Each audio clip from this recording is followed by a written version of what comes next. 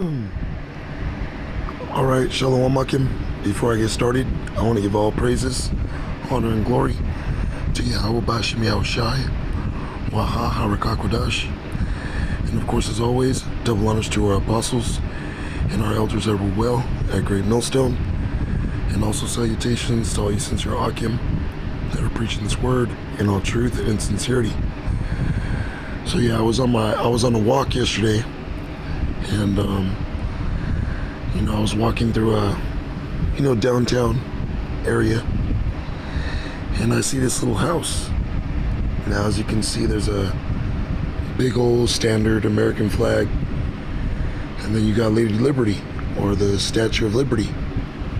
Okay, which the true Statue of Liberty, all right, goes back to Europa. Okay, where you get Europa, and it was supposed to be based upon a so-called Negro woman, all right, so-called black woman, if you will. Now, this Europa, this Statue of Liberty, Lady Liberty, was a gift to America from its ally, I believe, France. Okay, to show their allegiance towards one another. Because when you had that war between, America and Britain, okay, which is known as the Revolutionary War, America rebelled against Britain. I believe France came to America's aid, and during the time of their diplomacy, their friendship, this was actually gifted to America. All right, that's that statue you see out there in I believe it's in New York. But yeah, just walking by this house and seeing that, it was just like, whoever lives in this house, I don't know who they are. Whoever they are, their mind is totally into this system. All right, they wouldn't have that, in a so-called lower class, middle class neighborhood, such because when I seen it, it didn't look like just some cheap stuff that was right there. Okay, this picture actually doesn't give it any justice as to its stature, its mass. Okay, because you think of a American flag, a standard one, an actual one, they're big. Okay, they're wide, and that was an actual one. And then the statue was at least, I want to say the statue was at least, close to 6 feet tall. Now, it doesn't look like it in the picture, but it was, at least 18 inches round, 20 inches round. It was pretty big. It cost quite a bit of money. So yeah, without further ado, let's get these scriptures. So this is Isaiah chapter 31, verse 1. It says, "Woe to them that go down to Egypt for help." Now, when you read in the book of Romans, this place is spiritually Sodom and Egypt. All right. What was going on in Sodom and Gomorrah was all types of wickedness. Okay. Now, the main thing was sodomy. Okay. That's how it got its name. And that was a safe haven for homosexuality. All right. Because not everybody in the world and the planet was into that like they are today. Okay. That was like a safe haven for very wicked people. All right. And so it got that name Sodom, because obviously they were committing sodomite acts, which to sodomize means to probe something in the anal cavity. All right. Remember when you read about Sodom and Gomorrah in Genesis, I believe starts in 17 to 18. And when you read in there, the Lord sent angels to scope out Sodom and Gomorrah. And the men of Sodom and Gomorrah noticed different people, which were those angels. And they wanted, as the scripture says, it said they wanted to know them, meaning they wanted to have sex with them. All right? And that's why the Lord destroyed Sodom and Gomorrah. Egypt, of course, for slavery. Okay, the Greek word Egyptos means bondage, captivity. All right. The real name for the land of Egypt was Mizraim or Matazarium, but it was also called Egypt because of the bondage. Okay, so it says, "Woe to them that go down for help. Woe unto them that go down to Egypt for help." And it's obvious that those people were super patriotic. Those people that owned that house. And I'm not just, bringing that out to talk about them because I don't know them. But that's for you people that are patriotic and have your mind stuck up this red, white, and blue ass, so to speak. Whether you're an Israelite, whether you're an Edomite, whether you're a Moabite, Ishmaelite, Elamite, Japhite, whatever. If your mind is for this place, okay, as the scripture says, woe to them that go down to Egypt for help. And that means destruction. Okay. It says, and stay on horses and trust in chariots because there are many, and in horsemen because they are very strong.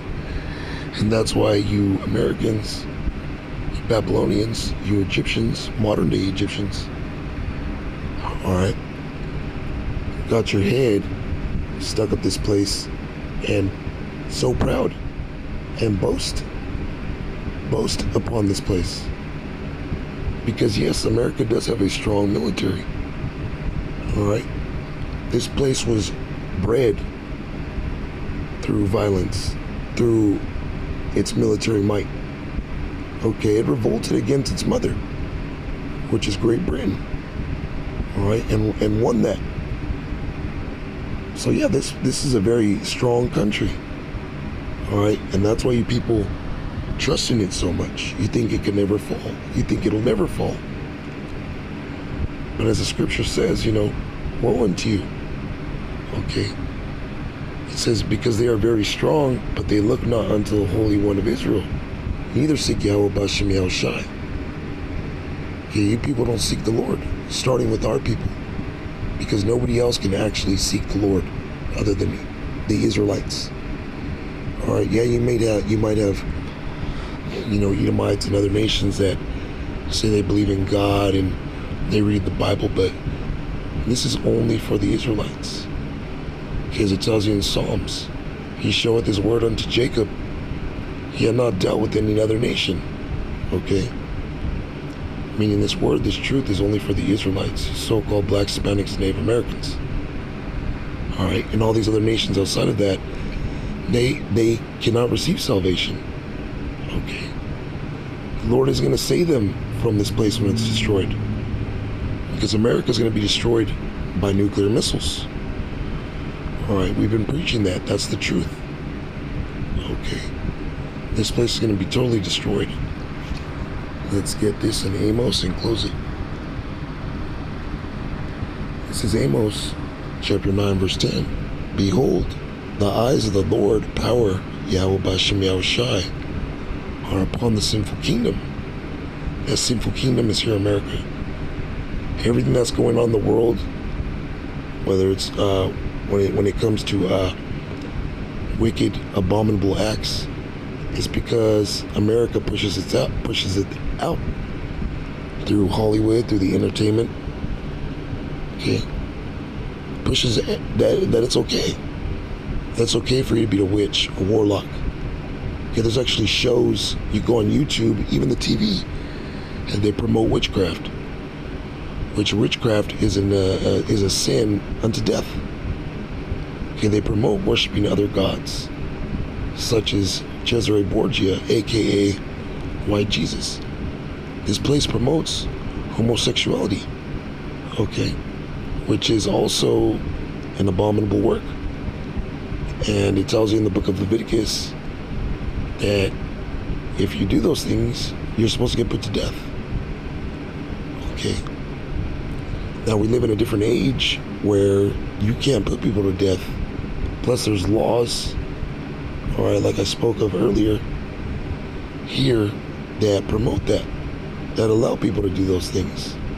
So, in other words, if you question them or you come against them, you can go to jail, you can go to prison. But guess what? The Lord is going to return and he's going to judge. All we have to do is give out this word. We're warning people, our people, to turn back from their wicked ways, to stop being that way. Okay. Now, if they don't take heed and they continue on the way they want, well, the Lord is going to destroy them. Okay, we're not going to do anything. The Lord is. All right? And we can't stress that enough. We don't have the ability to put our hands on anybody. Okay, the scripture says to be wise as serpents and harmless as doves. That we are sheeps in the midst of wolves. All right? Sheep don't kill wolves, man. Wolves kill sheep. In other words, to be blameless, harmless. Okay? Because really, the weapons of our warfare are not carnal. All right? Esau's blessing is a sword. So if you start putting people to death, he's going to come after you. Okay, you got to be wise. But it says, behold, the eyes of the Lord power, Yahweh Bashem Yahweh Shai, are upon the sinful kingdom, which is this place. And I will destroy it from off the face of the earth. So when the Lord comes to destroy this place, he's going to destroy everybody that's mind is entangled in the affairs of this place, in this system, that aren't meditating and hoping that the Lord comes to save them from all this wickedness. We're hoping to be saved. Okay, we don't want to be here. Okay, we do not have the ability to conduct ourselves in the fullness of the scriptures. We can't do that because we're in this flesh, but also we couldn't do that under Esau, the so-called white man. Okay, because as of right now, we are still captive under him. If you go and start trying to, execute the law and things of that nature, well, he'll come and kill you. He'll come and lock you up. So we're hoping and praying that the Lord Yahweh Bashem Yahweh Shai returns soon to save us from this devil and to establish his kingdom in the world so that we can be saved. All right. It says, saving that I will not utterly destroy the house of Jacob, saith Yahweh Bashem Yahweh Shai. So although there is wicked Israelites out there doing these acts, so-called black Hispanics, Native Americans, committing adultery, idolatry, homosexuality, selling drugs, eating abominable foods. Although you're doing these things, the Lord's going to destroy you. He's not going to completely destroy the whole nation. All right, because he promised there's an elect.